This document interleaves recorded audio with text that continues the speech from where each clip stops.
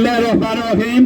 جس طرح کے ہم اس وقت چوک میں جمع ہیں، آج کا یہ جو ایونٹ یاسین ملک کو جو متوقع طور پہ پھانسی کی سزا سنائی جانی ہے، اس کے حوالہ سے آج ہم یہاں سے پریس کلب تک جائیں گے اور وہاں سے ہمارے نمائندگان جائیں گے یونین آفس. تو میں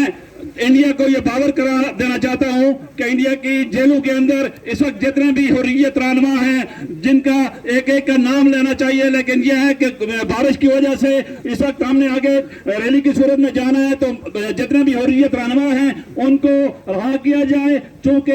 اس وقت یاسین ملک جو کافی عرصہ سے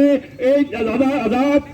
کشمیر کی تحریک کو آگے لے کے چل رہے تھے، اور یہی وجہ ہے کہ ان کو اس وقت ایک جو ہے وہ جھوٹا مقدمہ ان پہ درج کیا گیا ہے، جس کو ٹیرر فنڈنگ کے طور پہ ان کو سامنے لایا گیا ہے. تو ہمارے یہ مطالبہ ہے اقوام عالم سے کہ وہ یاسین ملک کو انصاف دیں، اور کشمیری تب تک سراپا احتجاج رہیں گے جب تک ان کے تمام حریت رہنما جو آزادی کی جنگ وہاں پہ لڑ رہے ہیں، جہاں پہ مودی کا فاشزم جو اس نے مقبوضہ کشمیر میں روا کر رکھا ہوا ہے، اس سے نجات نہیں مل جاتی. تب تک انشاءاللہ ہم کشمیری سری نگر میں بھی ایک ہیں، مظفر آباد میں بھی ایک ہیں، گلگت میں بھی ایک ہیں، اور راولاکوٹ اور میرپور ڈویژن میں بھی ہم ایک ہیں. آواز دو،